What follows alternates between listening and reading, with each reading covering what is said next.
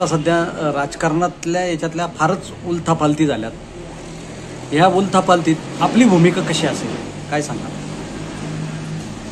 नाही, आता अजून चित्र स्पष्ट झालेलं नाही. लोकसभेची उमेदवारी धनुष्यबाणाला मिळते की घड्याळाला मिळते की कमळाला मिळते माहीत नाही.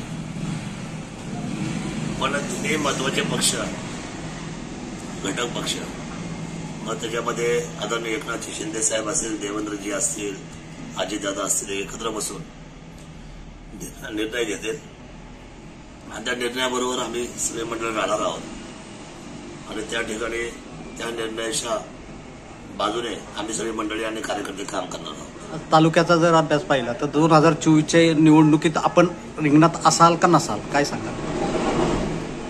आधी लोकसभा आहे, लोकसभा झाल्यानंतर मग विधानसभेला कशी करीत होतात मला माहीत नाही. परंतु माझी तयारी 2006 पासून आहे. 2009ला मला तिकीट मिळालेली कट झाली.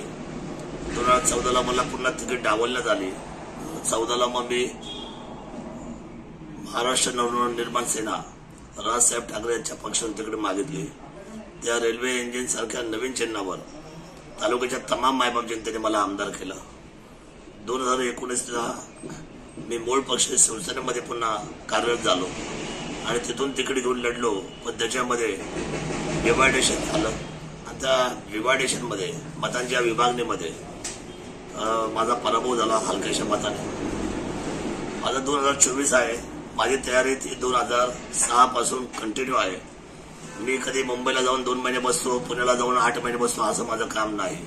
माझं काम रोज सकाळी उठलं की दशक्रिया गाठवर जाणं, सर्वसामान्य माणसांच्या अडचणीला सामोरं जाणं, त्यांच्या डोळ्याचे अश्रू पुसणं, कुणाला शिक्षणाला पैसा नसेल त्यांना शिक्षणात मदत करणं, रस्ते, लाईट, पाणी या सगळ्या गोष्टीमध्ये साकल्याने विचार करून सर्वसामान्य जनतेमध्ये उभं राहून काम करणं. उन्हाळा, पावसाळा, हिवाळा माझं तालुक्यावर प्रचंड प्रेम आहे. विकासाच्या ध्येयदृष्टीने मी अतिशय झपाटलेलो असल्यामुळे मला हा तालुका नेहमीच अग्रेसर राहावा. कारण हा छत्रपती शिवरायांचा तालुका आहे, हा अष्टविनायकाचा तालुका आहे, हा बौद्ध लेण्यांचा तालुका आहे, हा निसर्गाने नटलेला तालुका आहे, हा शेतकऱ्यांच्या जमिनीवर उभा राहिलेल्या धरणांचा तालुका आहे. त्यामुळे या तालुक्याला अग्रेसर ठेवण्यासाठी मी जनतेसमोर आहे. मला माहित नाही काय गणित होतात, कशी होतात, परंतु मी मैदानामध्ये सातत्याने पायरून उभा आहे आणि मी तो राहणार आहे. हे 2024च्या निवडणुकीत आपण असाल?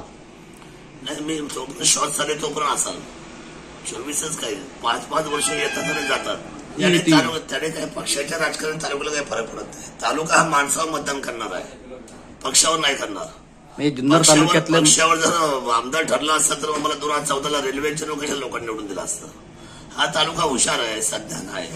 एक जी चूक झाली मागच्या वेळी ती परत ती करणार नाही. मागच्या वेळेची चूक परत करणार नाही असं तुम्हाला आत्मविश्वास आहे? 100%. जनतेच्या पुढे कोण आहे का? या जगातला आणि या भारतातला कुठलाही मोठा राज्यकर्ता असू द्या, हे जनतेच्या पुढे कोणच नाहीये. जनतेच्या पुढे सगळे नेते शून्य आहेत. जनता सर्वस्वी आहे. जनता जे ठरवलं तेच होणार. तुम्ही आमदार असताना असलेली तालुक्यातली विकासगंगा आणि आजची विकासगंगा काय सांगाल याच्यावर? नाही, त्याचा फार विश्लेषणाचा भाग आहे.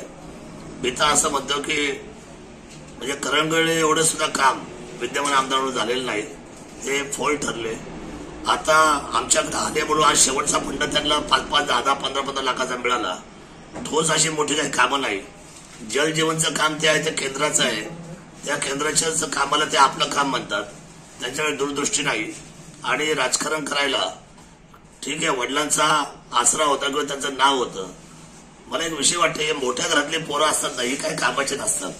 ही तेवढ्या पुरते येतात, शोगिरी करतात, तरुणांना बोलवतात आणि निघून जातात. परत 5-5 वर्ष त्यांच्या मागे फिरावं लागतं, त्यांच्या बंगल्यावर जावं लागतं, त्यांना मुजरा करावा लागतो. ही गंभीर बाब आहे. शेतकऱ्यांच्या मुलांनी ह्या गोष्टी आणि ह्या एवढ्या मोठ्या लोकांच्या नादीत लागू नये.